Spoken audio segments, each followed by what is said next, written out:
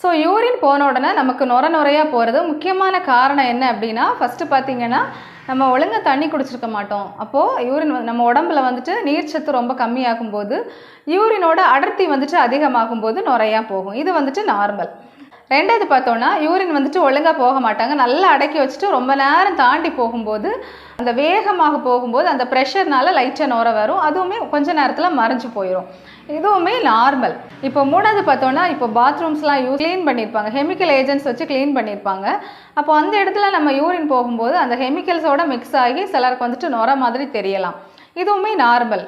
நாலாவது பார்த்தோன்னா, ஏதாவது மெடிசின்ஸ் நம்ம எடுக்கும்போது அந்த மெடிசின்ஸோட சைடு எஃபெக்ட்ஸ்னால சிலருக்கு வந்துட்டு நுரை போகும். இந்த நாலுமே நார்மல். இது எப்போவாது வரக்கூடியது. ஸோ இதனால் நம்ம பயப்பட தேவையில்லை.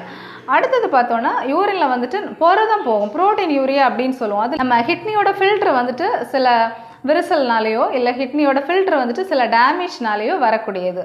இது எப்போ வரும் அப்படின்னா, ப்ரெஷர் இருக்கும்போது, சுகர் இருக்கும்போது, உடம்புல ரொம்ப ஹீட் இருக்கும்போது, அதாவது பித்த உடம்பு இருக்கவங்களுக்கு சிலருக்கு வந்துட்டு ஒழுங்காக பராமரிக்கலை அப்படின்னா வரதுக்கு அதிகமான சான்சஸ் இருக்குது.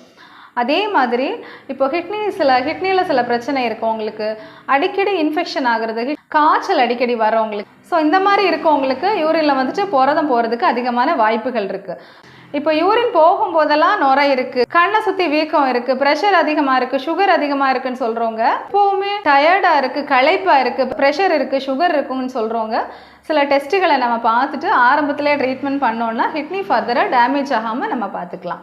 ஸோ இந்த வீடியோ யூஸ்ஃபுல்லாக இருந்துச்சு அப்படின்னா ஷேர் பண்ண மறக்காதுங்க. ரொம்ப நன்றி.